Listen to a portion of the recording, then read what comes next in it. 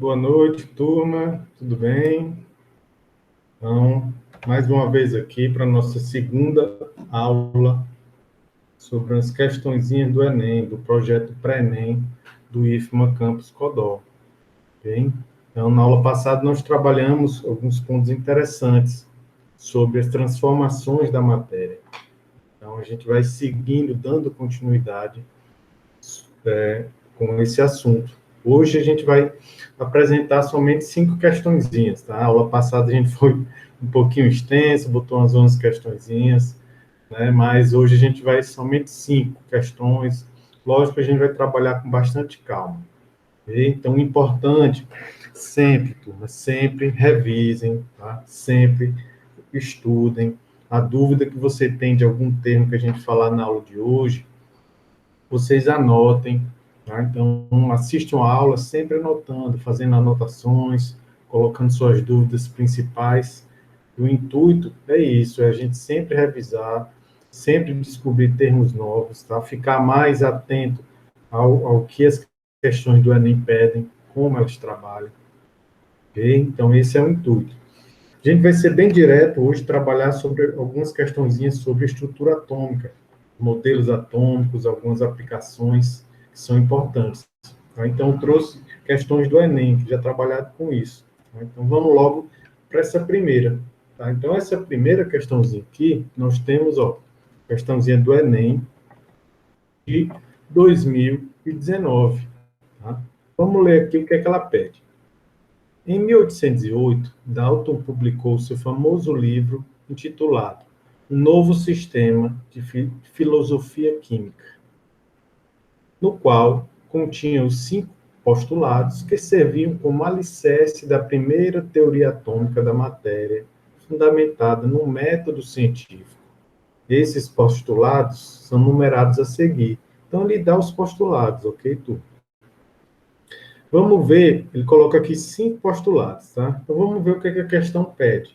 Vamos ver o que é que ela tem mais aqui para gente, para mostrar para a gente. Então, ó, após o modelo de Dalton, outros modelos baseados em dados experimentais evidenciaram, entre outras coisas, a natureza elétrica da matéria. Então, um ponto interessante, ó, natureza elétrica da matéria.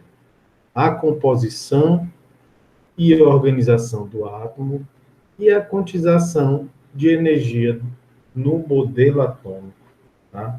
Então, turma, se a gente já observa aí que é uma questão de modelos atômicos, logicamente, tá? Então, a gente vê o modelo de Dalton, que é pedido, que é comentado anteriormente, e as possíveis descobertas realizadas pelos demais modelos atômicos. Então, a gente tem natureza elétrica da matéria, composição e organização do átomo, quantização de energia. Então, a gente tem modelos de Thomson, modelos de Rutherford, modelo de Bohr, tá? Então, são eles que são os principais modelos estudados nessa época, tá? E os principais modelos trabalhados. Lógico que teve outras informações. A ciência, ela nunca as informações obtidas pela ciência, perdão, ela não é obtida sozinha, tá? De um único cientista. Ela é baseado em estudos, em outros estudos. Okay? Então, nosso estudo é isso, é assim. Nosso estudo é baseado em outros materiais, tá? Em outras informações, sempre utilizando citações. Ok? Então, vamos voltar aqui o que a questão pede. Tá? Olha só, ele deu essa informação, informou ó, os postulados. Tá? Então, primeiro, a matéria é constituída de átomos indivisíveis, todos os átomos de um dado elemento químico são idênticos em massa e em todas as outras propriedades. Diferentes elementos químicos têm diferentes tipos de átomos. Em particular, seus átomos têm diferentes massas. Os átomos são indestrutíveis e nas reações químicas mantêm suas identidades. Os átomos de elementos combinam com átomos de outros elementos, em proporções de números inteiros pequenos para formar compostos. Então, essas informações aqui são o que os postulados de Bohr seguiam na época, tá? Foram publicados aqui nesse livro, tá? A questão em si, ela quer o quê, turma? Então, ele informou aqui que após o modelo de Dalton, ocorreram outras informações, outros dados experimentais, que trabalharam a relação da natureza da matéria, composição e a quantização de energia, ok? E a pergunta dele é o quê? Com base no modelo atômico atual, tá? Que descreve o átomo, qual dos postulados de Dalton ainda é considerado correto? Então, a gente vai ter que lembrar as ideias, o que é referente ao modelo atômico atual. Como é que o átomo é representado no modelo atômico atual. Então, vamos trabalhando aqui, vamos relembrando algumas informações, tá, sobre esse princípio. Okay? Então, vamos ver qual dessas estão corretas, né? Referentes, quais delas não foram derrubadas. É isso que a questão quer. Então, vamos lá. A matéria é constituída por átomos indivisíveis. Não. Ó. Então, a gente sabe, já desde o início, Thomson já prova, com a descoberta do elétron, que o átomo é divisível. Nós podemos dividir os átomos. Ele é formado por partículas diferentes. Então, com a descoberta do Thomson, ele já informou que o átomo é divisível. Então, essa aqui está errada devido a isso, tá? A matéria é constituída de átomos indivisíveis, não divisíveis. 2. Todos os átomos de um dado elemento químico são idênticos em massa, tá? Idênticos em massa e em todas as outras propriedades. Aqui, turma, esse tópicozinho aqui, ele trabalha aquela questão dos isótopos, você deve lembrar e dar uma revisada, isóbaros, isótonos, isoeletrônicos, tá? Então, a gente precisa verificar isso aí. O que é que ele está comentando? Todos os átomos de um dado elemento químico são idênticos em massa e em outras propriedades, tá? De um dado elemento químico. Não, vamos dar uma olhadinha aqui, um exemplo. Ó. Então, a gente tem o hidrogênio, né? Ele tem o quê? Então, a gente tem o elemento químico hidrogênio, que ele tem o mesmo número de prótons, ó, um dado elemento químico, nesse exemplo aqui, ele é o hidrogênio, e a gente sabe que ele pode existir em diferentes formas. Tá? O que é que diferencia essas formas, né? Essa presença dele na matéria? Seria o quê? O número atômico, tá? A diferença de nêutrons aqui presentes. Então, ele tem o mesmo número de prótons e diferente número de massa, tá? Número de massa que é diferente. A gente tem o prótio, o deutério e o trítio. Então, são três o quê? Três isótopos, tá? Isótopos do hidrogênio, tá? Isótopos. E a gente relembra aqui, isótopos, referente a o quê? A o mesmo número de prótons. Lembra aí, o pezinho, né? Ao pezinho. Mesmo número de prótons. Então, a gente tem aqui, tá? Essa questãozinha referente ao elemento químico que tem o mesmo número de prótons, mas, ó, diferente número de massa. A questão diz o quê? Todos os átomos de um dado elemento químico são idênticos em massa e em todas as outras propriedades. Não, a gente vê que com o aumento do número de massa, eles ocasionam a mudança de suas propriedades. Então, a gente vai ter propriedades diferentes aqui. Então, esse primeiro termo aqui, ó, da questãozinha 2, é referente a isso, ó, tá? Então, a gente está referente aqui aos isótopos, tá? Aos isótopos. O que a gente pode comentar mais aqui? Então, vamos passando para a questãozinha 3. Diferentes elementos químicos têm diferentes tipos de átomos. Em particular, seus átomos têm diferentes massas. Então, ó, tomar cuidado aqui para não confundir. Ó. Diferentes elementos químicos têm diferentes tipos de átomos. Em particular, seus átomos têm diferentes massas. Então, ele está informando que todo elemento químico, tá, diferente, vai ter massa diferente, tá? E a gente sabe que não, né? A gente sabe que não. Então, há elementos químicos diferentes, a gente vai lembrar o que aqui?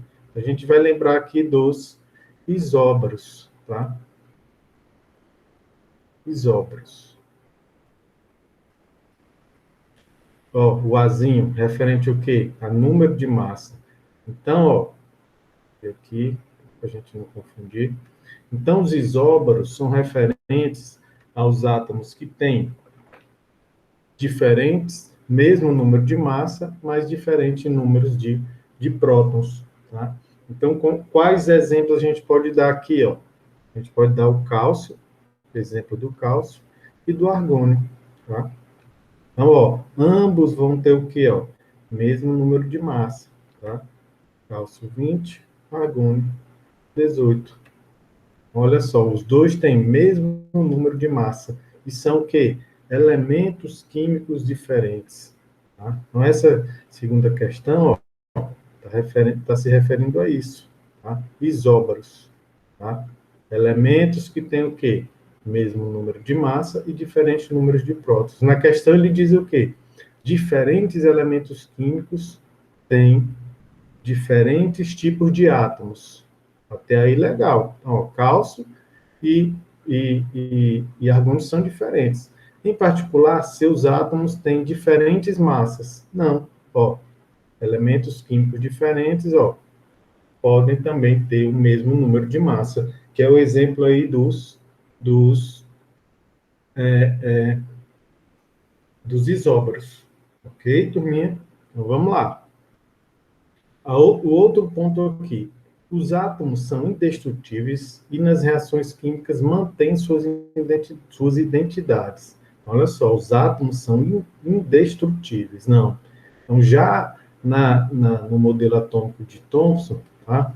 A partir do modelo atômico de Thomson, isso já foi quebrado. Tá? O modelo atômico de Dalton, ele comentava que os átomos eram indestrutíveis, eram esferas maciças, rígidas. Não. Tá? Então, esse termo indestrutível aqui coloca a questãozinha correta. Então, A1, A2, A3 e A4 estão corretas. Vamos ver agora se a 5 está correta. Né? Então, olha só. Átomos de elementos combinam com átomos de outros elementos em proporções de números inteiros pequenos para formar compostos. Então, isso aqui, né, é referente às leis de Dalton. Tá? A lei de Dalton, átomos de elementos combinam com átomos de outros elementos em proporções de números inteiros e pequenos para formar compostos. Então, aqui a gente pode considerar ela correta, tá? Então, as leis atômicas, a lei de Dalton, a gente pode fazer essa referenciazinha aqui. Então, a questão 5, questãozinha que está correta, tá? Questãozinha que está correta. Perdão, deixa eu... Bom, olha só, a letra E. Então, a gente tem aqui, ó, nossa resposta, a letra E, a correta. Ok? Turminha, só para a gente ir lembrando mais um pouco, vamos ver a questão, ó, dos isótopos, tá? A gente falou de isótopos, isótomos, isóbaros, né? Falamos de isótopos, isóbaros. Vamos ver aqui isótomos. Então, os isótomos são referentes aos nêutrons, né?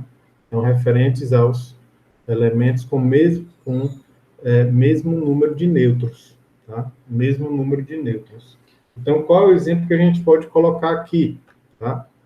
A gente pode colocar o exemplo do boro, que é 11, tá? Número de massa 11 e número de prótons 5, ou número atômico, e o carbono, número de massa 12 e número de prótons 6. Como é que a gente vai saber, professor? Aqui não dá para ver o número de nêutrons, então você tem que lembrar daquela formulazinha bem simples, A é igual a Z mais N, tá? Ou seja, o número de massa é igual ao quê? O número de prótons mais o número de nêutrons. São eles que que consideram a massa do átomo, tá? Então, logicamente, a gente vai fazer uma inversãozinha matemática, vai ficar o quê? N é igual a A menos E, ok? Então, a gente continua aqui. Meu N vai ser o quê? A menos E. O boro, 11 menos quanto? Número de massa 11, número atômico 5, menos 5, tá? Então, o meu N aqui vai ser igual a quê? N, 11 menos 5 vai ser 6 nêutrons. Então, eu tenho aí um número de nêutrons 6, tá? Fazendo o mesmo esqueminha aqui para o carbono. Então, vamos lá. A é igual a Z mais N, fazendo a inversão matemática. N é igual a A menos Z. N é igual a 12, A, né, número de massa 12, menos número de prótons ou número atômico Z, tá? Número atômico Z. Aqui. N vai ser igual a 6. Tá? Então, ó, que são isótomos, são elementos químicos que têm o mesmo número de nêutrons. Consequentemente, ó, eles têm número de prótons e número de massa diferente e número de prótons também diferentes. Ok? Então, outro ponto, turma, que eu queria comentar aqui seria, rapidinho, os isoeletrônicos. Então, ó, isoeletrônicos. Perdão aqui, deixa eu ver. Isoeletrônicos. Isoeletrônicos. Ou seja, iso igual, logicamente, eletrônicos, elétrons. Tá? Isoeletrônicos. É questão referente ao quê? A quantidade de elétrons. Tá? Então, vamos olhar aqui esses elementos aqui que a gente vai citar aqui. Então, a gente tem o nitrogênio, 7, né? Número de massa, a gente não precisa colocar o número de massa, não. Então, vamos colocar, como eles estão falando de cargas, vamos colocar ele aqui como ânion, né? Então, o nitrogênio, número de prótons 7, tá? Aqui ele é um ânion. Então, oxigênio, número de prótons 8. O ânion, oxigênio, 2 menos, O2 menos, né? O flúor, número atômico 9, tá? Carga menos 1, o ânion do flúor, né? E o sódio, o Na+, né? E número de prótons 11, tá? Para seguir a sequência, a gente podia ter até colocado o neônio, né? O neônio 10 aqui. Mas vamos ver aqui qual é a característica deles, né? O que é que a gente vai relacionar aí, turma? Então, olha só. Primeiro, aqui eu tenho que verificar o quê? O que é o ânion? O ânion é aquele elemento químico que recebe, tá? Recebe elétrons. Então, ele é um elemento químico, tá? Que ele vai ter uma carga elétrica. Se ele recebe elétrons, ele vai ter uma carga elétrica negativa. Então, a gente sabe que o átomo neutro, ele tem o quê? O número de prótons, tá? O átomo neutro tem o número de prótons igual ao número de elétrons, tá? Então, essa é a regrinha. Aqui a gente tem que verificar isso. Então, quando existe um íon, tá? O íon, certo? O íon, ele é dividido em quê? Em cátions e ânions. Cátions perdem elétrons, ânions ganham elétrons. Nesse caso aqui, se ele é um ânion, né? Ele tem um número atômico 7, indica que ele tem 7 elétrons. Se ele ganhou mais 3, ele vai ficar com quantos elétrons? 10. Tá? Então, beleza. Esse aqui tem 10 elétrons, certo? Aqui para o oxigênio, foi que a gente colocou, ó, número de prótons, número atômico 8. Ele é um ânion, recebeu 2 elétrons. Ó, total 10 elétrons. Então, o átomo neutro, ele tem um número de prótons igual ao número de elétrons. Tá? A gente tem essa questãozinha. Aqui, como ele tem 8, o número de prótons dele é 8, ele tem, consequentemente, 8 elétrons, mas ele ganhou mais 2. Então, ficou com o quê? Com 10 elétrons. Consequentemente, aqui o flúor, no mesmo esquema, ó, número de prótons, 9, ou seja, tem 9 elétrons, ganhou mais um, 10 elétrons. Aqui, ó, ele é cátion, o cátion sódio. Então, indica que ele perdeu um elétron. Se ele tem aqui, ó, número atômico 11, o átomo neutro vai ter 11 elétrons.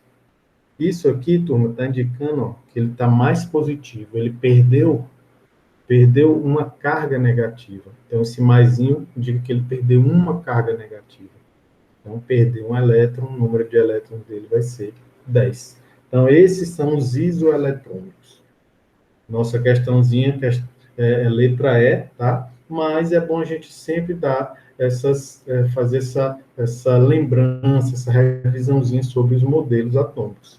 Então, o modelo atômico atual, então você vai dar uma lida também lá, que ele é baseado num modelo probabilístico, tá? Onde a gente não pode calcular de forma precisa, né, a posição e a velocidade do elétron em tempos iguais. Então, não posso calcular, não posso dizer de forma exata onde ele está e qual velocidade ele está, tá? A posição do elétron.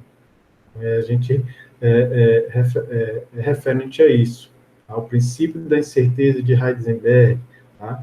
Aí também tem a dualidade, princípio da dualidade de de Broglie. Então, peço que vocês deem uma olhadinha também sobre esses tópicos, ok?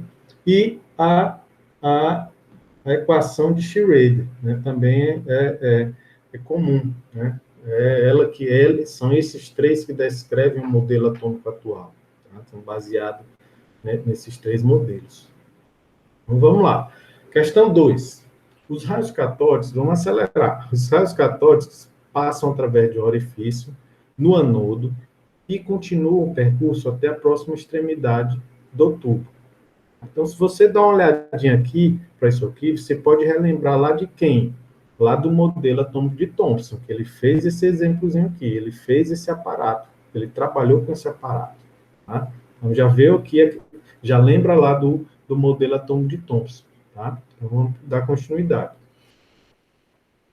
Onde são detectados pela fluorescência produzida ao chocarem-se em um revestimento especial, como pode ser observado na figura. Medições da razão entre carga e a massa dos constituintes dos raios catódicos mostram que a sua identidade independe do material do cátodo ou do gás dentro das ampolas. Então, essa informação é importante. Tá? O que é que acontece? Ó? Os raios catódicos, ou seja, passam através de um orifício no anodo e continuam o percurso até a outra extremidade do tubo. Então, isso aqui, ó, é o raio catódico. Tá? Isso aqui é o raio catódico. O que é que ele está informando? Tá? Então, o raio catódico sai do cátodo, são partículas que saem do cátodo, ou seja, em uma eletrólise, o cátodo, lembrar, o cátodo é carregado negativamente e o anodo é carregado positivamente, em uma eletrólise. Aí, se você for trabalhar lá nas pilhas, é o contrário. Okay? Então, ó, aqui a gente trabalhando com eletrólise. Isso aqui é um processo que é forçado. Tá? Então, esse raio, para ocorrer, ele está sendo forçado, está sendo gasto uma energia elétrica, tá? Para que essa reação ocorra. Então, vamos lá. Os raios estão saindo do cátodo, tá? Em direção ao anodo. Então, ó, cátodo negativo, anodo positivo. E continuam, né, até a outra extremidade do tubo. Ok? Continua até a outra extremidade do tubo. Aqui você vê que tem uma divisão. Aqui tem um campo elétrico. Ele é o quê? Ele está com uma placazinha negativa que outra positiva. Certo? A gente tem aqui essa diferençazinha aqui. Placa positiva e a placa negativa. Tá? Vamos observar o que é que a questão quer. Tá? O que é que a questão quer?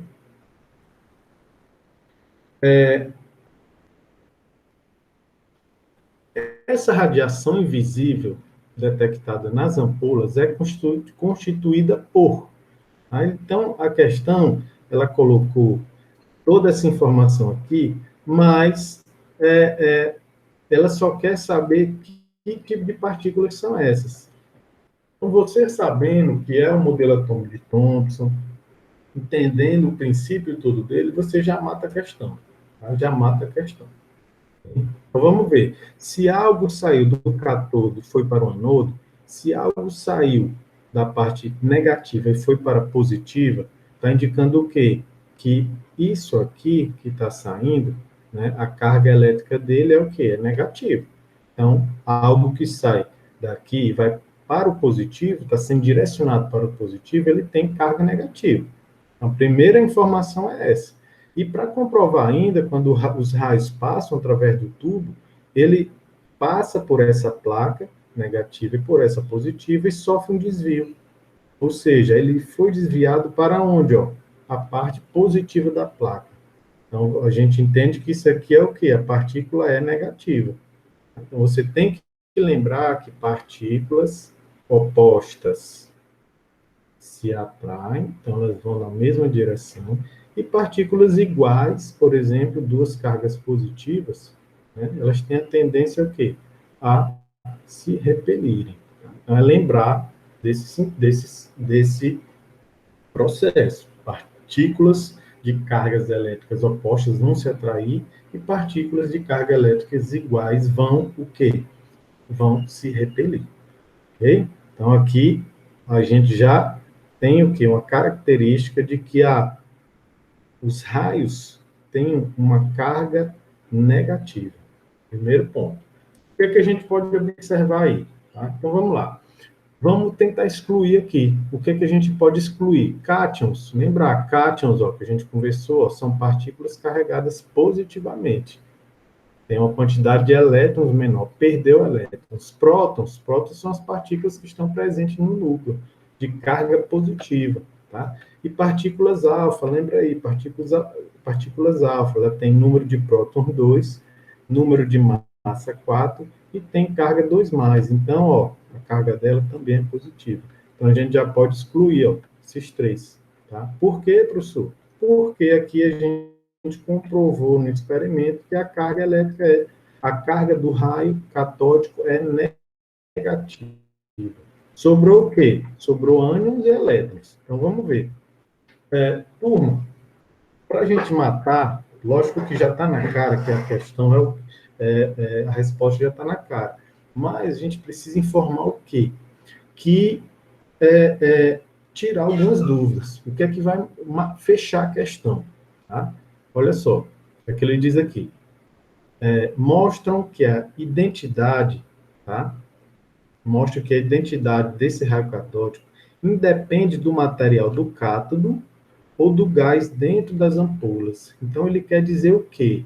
Ele quer dizer que se você botar um cátodo aqui, um metal, tá? De diferentes tipos de metais, ou um gás de diferentes tipos um gás diferente, né? Acabei me atrapalhando aqui. Se eu colocar um gás diferente do outro, tá? Isso não vai influenciar. Independe disso.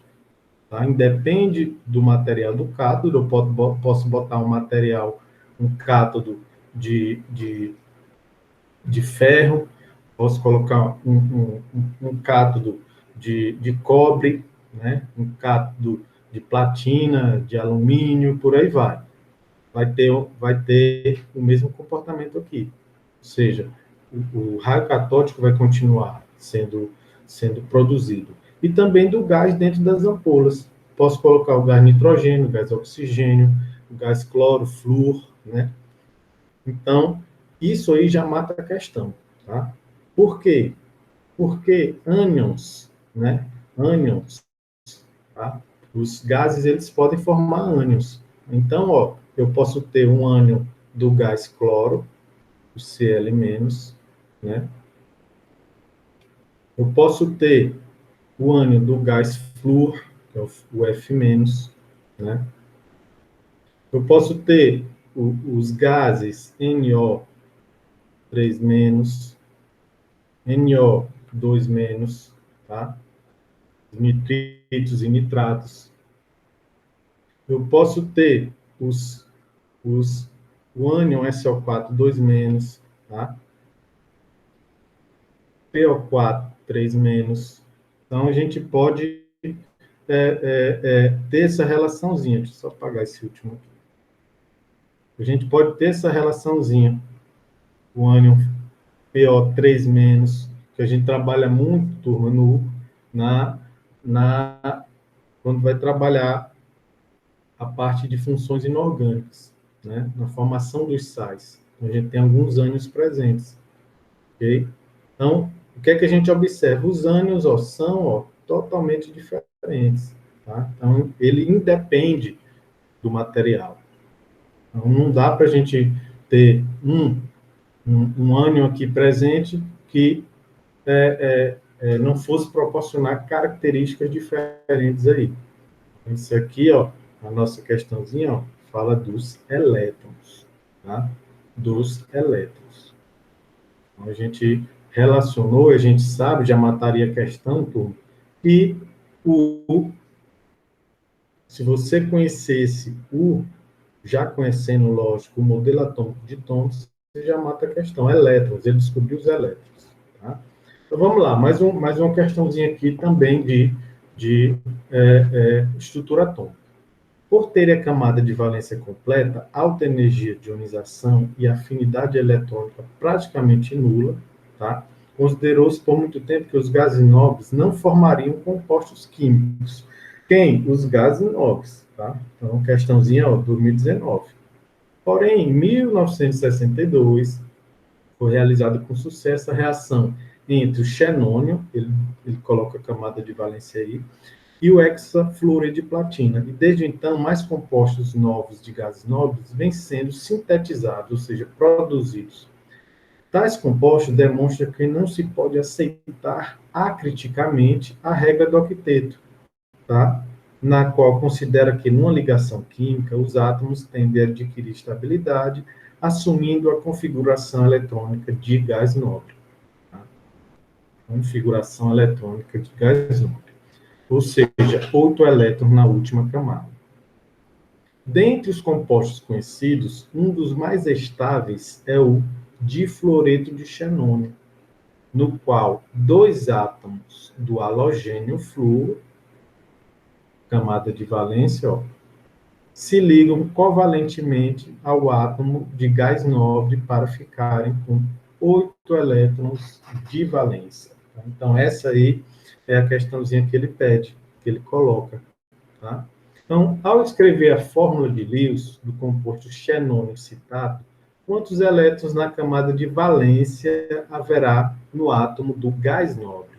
Então, turma, a gente tem que trabalhar aqui, vai trabalhar de uma forma... Tem duas formas bem tranquilas de fazer. A primeira é aplicando a estrutura de Lewis, fazendo a estrutura de Lewis mais detalhada. Tá? A outra é você... tá na cara a outra. Tá? Que eu digo já já. Então, vamos lá. O que é que a gente precisa entender aí? Eita, professor, ele está lá na camada 5, eu tenho que fazer toda a distribuição eletrônica? Não, turma, não precisa. Tá?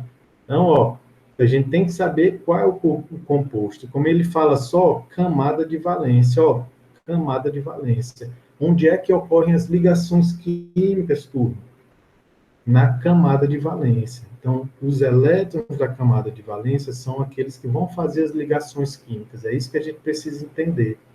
Então, no caso do xenônio, tá? Ele fala aqui, difluoreto de xenônio. Tá? Difluoreto de xenônio. Eita, professor, esse composto aí está difícil. Difluoreto de xenônio, né? Como é que a gente vai lembrar? Então, o que é que a gente pode observar, turma? É que às vezes você está na pressão da prova, né? Você está naquela pressão da prova. Você precisa ter a tranquilidade. Às vezes, uma informaçãozinha fácil, devido à pressão você está levando no momento da prova, né? Pode atrapalhar você a resolver a questão. O que é que a gente pode informar aqui? Difluoreto. Então, lembrar, di é referente aqui a 2. Então, vou ter 2 átomos de flúor. E o quê? E um de xenônio. Tá? Então, a fórmula que a gente já vai aplicar, aqui, é o XeF2. Tá? É o nosso compostozinho. E ele diz aqui, que o xenônio tem 8 elétrons na camada de valência. Vamos colocar aqui, Xe. Então, na formulazinha de Lewis, a gente pode expressar os elétrons, tá? Como bolinhas, né? Então, a gente pode botar aqui, ó, botar aqui 2, pares de elétrons, 4, 5, 6, 7, 8. Botei dessa forma aqui só para a gente expressar os elementos químicos. Então, a gente tem aqui o flúor, né? E aqui outro átomo de flúor, tá? Então, vamos ver aqui. Quantos elétrons a gente tem na camada de valência do flúor? 7. Tá? Então, vamos colocar aqui, ó. 1, 2, 3, 4, 5, 6, 7. E para o outro átomo de flúor, mesma coisa. 4, 5, 6, 7. Então, a gente tem aí os átomos sendo representados pela fórmula de Lewis. Tá? O que é que ele diz? Né? Então, ligados covalentemente. Ó, covalentemente. O que é que acontece numa ligação covalente? Compartilhamento de elétrons. Então, aqui, ó, eles vão compartilhar os elétrons. Tá? Então, ó, vai ter o compartilhamento de elétrons. Com isso, ó, o que acontece? O flúor, que antes tinha 7, vai compartilhar o elétron dele, e o xenônio também vai compartilhar seu elétron. No total, ele vai ficar com quanto? 1, 2, 3, 4, 5, 6, 7, 8. Tá? Porque esse elétron também vai estar compartilhado com ele. E da mesma forma aqui, ó. 1, 2, 3, 4, 5, 6, 7, 8, porque eles estão compartilhando o elétron. Então, tanto o flúor está compartilhando seu elétron com o xenônio, quanto o xenônio está compartilhando seu elétron com o flúor, seus elétrons. Então, logicamente, como é que a gente vai marcar aqui, ó? 1, 2, 3, 4, 5, 6, 7, 8, 9, 10. Então, no caso aqui, o nosso amigo xenônio, ele vai ter o quê? 10 elétrons na camada de valência. 10 elétrons na camada de valência. É isso que a questão pede. Ao escrever a fórmula de Lewis do composto de xenônio citado, quantos elétrons na camada de valência haverá no átomo do gás nobre? Então, quem é o gás nobre? O gás nobre vai ser o xenônio. Tá? Então, existem diferentes exceções que a gente estuda sobre a regra do octeto. Tá? Então, o difluoreto de xenônio é uma dessas exceções, ou seja, uma exceção onde o elemento químico não está com 8 elétrons na última camada. Se você for estudar mais aprofundado, você tem regra de uma quantidade de elétrons muito maior. Tá? Então, não é só esse composto aí. Okay? Então, vamos lá. 10 elétrons com a letra Czinho aqui, ó. C de casa. Tá? Então, vamos lá, passando para a nossa quarta e penúltima questão. Aqui tem, tá, vamos lá. É bem tranquila essa, turma. Vamos ver aqui. Um teste de laboratório permite identificar alguns cátions metálicos ao introduzir uma pequena quantidade de material de interesse, tá, em uma chama de bico de Bunsen, para, em seguida, observar a cor da luz emitida. Então, turma, quando a gente trabalha com essa questão de luz, de cores, a gente lembra de quem? Do modelo atômico de Bohr. Tá? Então, o modelo atômico de Bohr, ele tinha essas características, tá? Emissão e absorção de energia. Né? Lembra lá, salto do elétron. Tá? O salto lá, o elétron, perdão, o elétron salta de uma camada, de uma órbita mais interna para uma mais externa, quando absorve energia. E esse mesmo tende a retornar, tá? Tende a retornar de uma órbita mais externa para uma mais externa, e, consequentemente, ele emite uma energia. Então, isso aqui, turma, vamos representar aqui, ó, a gente tem o nosso núcleo do átomo, e aqui eu vou representar as camadas. Tá? Vou representar as camadas, ok? Então, aqui eu tenho a camada K, L e M. Tá? K, L, M, N, O, P, Q, por aí vai, né? Que a gente sabe. Então, vamos observar aqui, tá? Que aqui eu tenho um elétronzinho, né? Um elétron. Foi o que aconteceu com esse elétron. Então, quando um átomo ele absorve energia, seja na forma de calor, seja na forma de uma corrente elétrica, vai ocorrer o quê? Vai ocorrer um salto aí de uma órbita mais interna, uma órbita mais interna para uma mais externa. Então, uma órbita mais interna, mais próxima do núcleo, para uma mais externa. E com esse processo, ele absorve, tá? Absorve energia, é o processo de absorção. Absorção. Deixa eu colocar o nome aqui, absorção, que fica até melhor. Absorção. Tá? Então, vai ser um processo chamado de absorção. Ele absorve essa energia, tá? Fica com energia acumulada, ele vai para uma camada mais externa. Isso é um processo que é um processo instável. Tá? A gente diz que o átomo está excitado. Consequentemente, quando essa energia é cessada, o que é que ocorre? Ocorre o retorno desse elétron. Então, o retorno desse elétron. Então, esse elétron, ele vai o quê? Ele vai liberar, emitir essa energia, tá? Ele vai emitir essa energia em forma de luz. Tá? Então, o processo aqui vai ser o processo de emissão. Tá? Então, um processo de emissão, pacote de energia.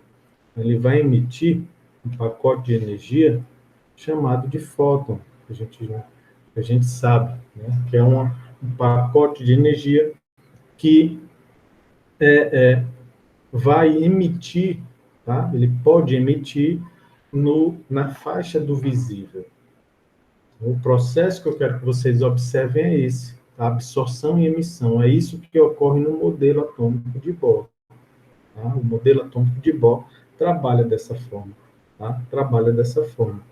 Então, esse modelo, turma, é um dos modelos mais cobrados no Enem. Tá? Tem uma quantidade de questões muito grande sobre o modelo de Bohr. Então, peço quando vocês chegarem em casa, né, deem uma lidazinha, uma revisão muito boa sobre o modelo atômico de Bohr. Tá? Então, vamos lá, vamos observar aqui. O que é que ele diz? A cor observada é proveniente da emissão da radiação eletromagnética. Tá? Antes disso, deixa eu só mostrar aqui. Ó. Tem o processo de absorção e emissão. Esse teste, deixa eu só apagar aqui. Esse teste, ele ocorre dessa forma. Tá? Ele ocorre dessa forma aqui. Ó. Então, você tem um materialzinho aqui, o sal, que tem um metal, tá? Cloreto de lítio, cloreto de sódio, potássio, rubídio, césio, né? Então, você tem cloreto de cálcio, cloreto de estôncio, bário, cobre, titânio, tálio, né? Então, olha só, o que é que acontece, ó? O bastãozinho que tem o sal, ele é colocado em contato com a chama. Então, cada sal, ou seja, cada metal constituinte, ele vai o quê? Ele vai emitir uma cor, tá? Uma corzinha característica. Aí essa cor é característica de quê? Desse processo que a gente comentou, turma. Ó, desse processozinho aí que a gente conversou de emissão, absorção e emissão. A absorção vem de onde? Vem da chama. Então, o elétron ele vai dar um salto. Com esse salto, ele também vai retornar. Tá? Alguns elétrons vão retornar, outros vão absorver, e ele vai emitir um pacote de energia. Então, o pacote de energia é a luz, ó, é a luz emitida. Tá? É a luz emitida. Então, é o fóton, quantidade de energia, um pacote de energia na forma da luz visível. Então, aqui a gente pode diferenciar esse teste que ele está falando. Aqui é o sal em si queimado em vidro de relógio, em recipientes. Tá? Você vê que cada um tem uma corzinha característica. Então, vamos observar aqui o que a questão pede. A cor observada é proveniente da emissão de radiação eletromagnética. Ao ocorrer o quê? A mudança da fase sólida para líquida? Não tem mudança de fase sólida para líquida. Combustão de cátions metálicos provocados pela molécula de oxigênio da atmosfera? Não está tendo uma reação de combustão. Tá? Você está tendo a excitação do cátion metálico, mas combustão, eles não vão chegar a queimar, né? Não vai chegar até a combustão do cátion metálico. Tá? Você está tendo processo de excitação. A excitação vai ter absorção de energia e emissão.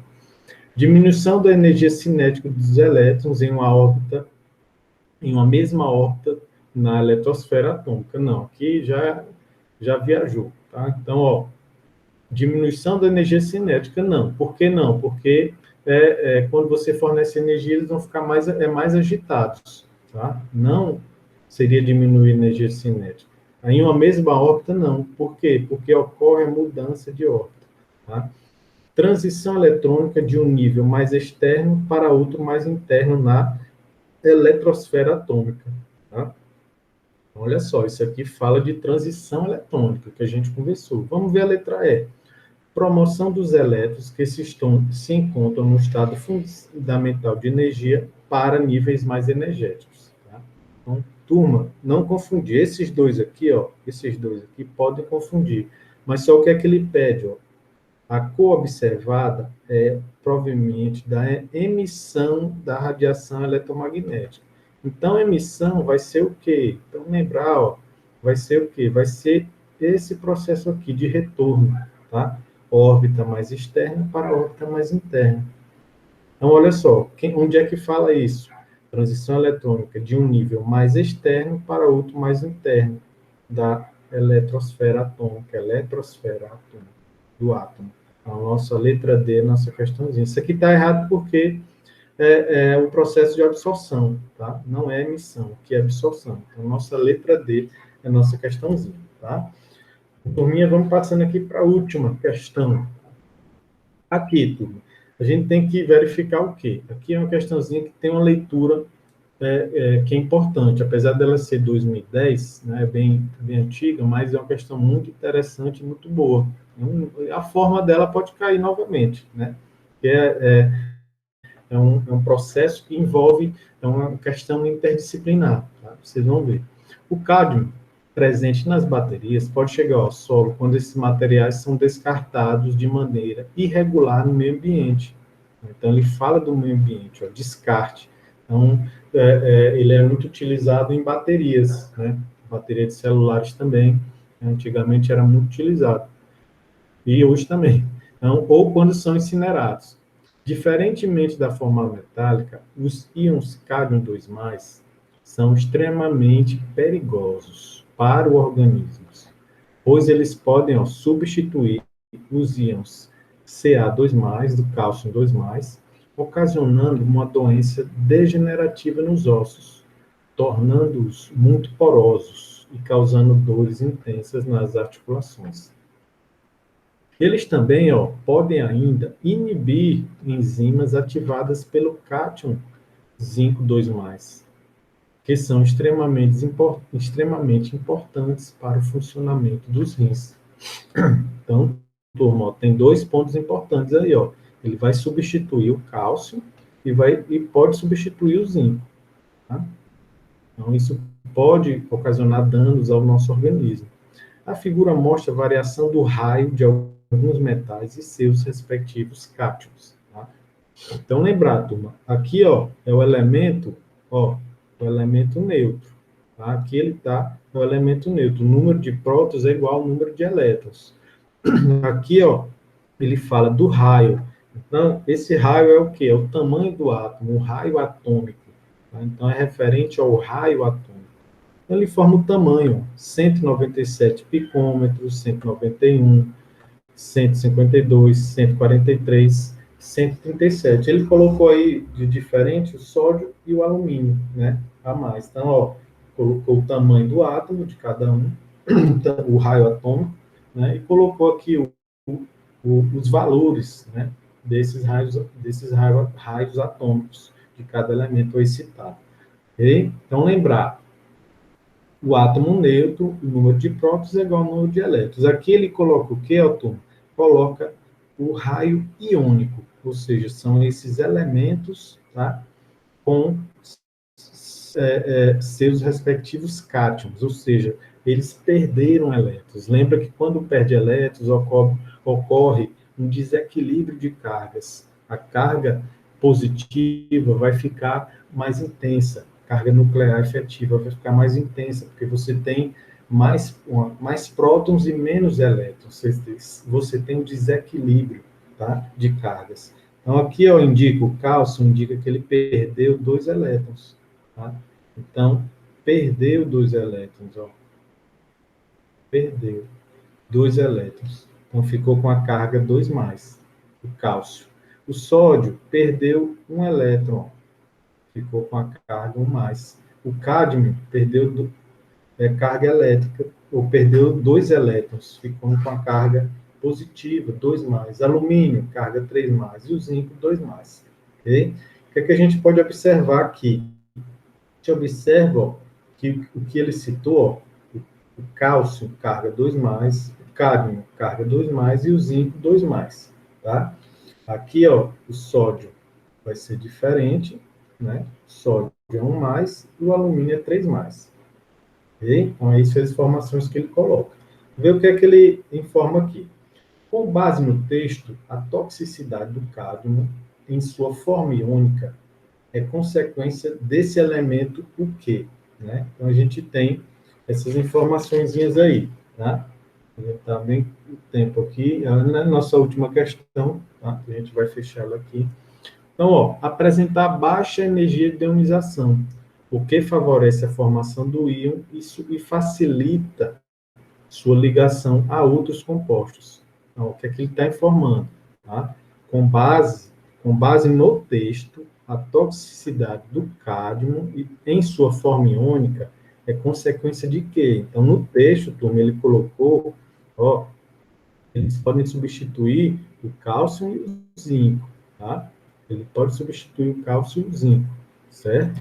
Então, olha só, apresentar baixa energia de ionização, o que favorece a formação do íon, tá? E facilita sua ligação a outros compostos. Então, ele não citou referente a isso, a baixa energia de ionização, né? Ele não coloca nenhuma diferença aqui de relação de energia de ionização. Então, com base no texto, a toxicidade em sua forma iônica não é referente a isso. Tá? Então, ó, apresentar baixa ionização, favorece a formação do íon e facilita sua ligação a outros compostos. Tá? Então, isso não está correto. Na letra B, possuir tendência de atuar em processos biológicos mediados por cátions metálicos com cargas que variam de +1 a +3. Não, ó, tá errado. No texto ele comenta, tá? Então, no texto ele comenta até as cargas, ó. Cálcio 2 mais, zinco 2 mais, tá? Então tem essa relação aí, ó. Cádmio 2 mais. Não tem essa relação com a carga dos elementos. Então, 1 mais e 3 mais, não. Ele botou para confundir porque, ó, o sódio, o alumínio aqui também, tá? 3 mais. 3 mais e 1 mais. Tá? Ele botou para confundir mesmo. Possuir raio e carga relativamente próximos aos de íons metálicos que atuam nos processos biológicos, causando interferência nesses processos. Então, essa daí está com as informações bem diretas, né? Bem corretinhas. Vamos ver demais. Né? Apresentar raio iônico grande, permitindo que ele cause interferência nos processos biológicos, em que normalmente íons menores participam. Nada a ver, ó. Raio iônico grande não, tá? Íons menores também não. Qual é a característica aqui, turma? A gente tem que observar, outro ponto, além da carga, é o tamanho. Então, vamos lá, ó, o tamanho do raio iônico aqui. Teoricamente, eles são próximos. Ó, o cálcio e o cádmio são bem próximos. O zinco 2 mais ainda é um pouco mais distante, mas eles têm valores mais próximos, tá? De raio iônico. Então, o raio iônico e a carga são fatores importantíssimos, tá? Para trabalhar com isso. E a letra E, apresentar carga 2 mais, o que permite que ele cause interferência nos processos biológicos em que normalmente íons com cargas menores participam. Não, cargas menores não, cargas iguais. Então, você tem que olhar o quê? Para a carga, tá? Errei aqui, tá? A carga e o raio, o tamanho do ânion, raio iônico. Tá? Então, são essas as informações que devem ser passadas. Então, nossa letra correta, tá? Então, a gente viu que a D, tá? Ele até repete e os menores participam, e os menores participam. Cargas menores, íons menores.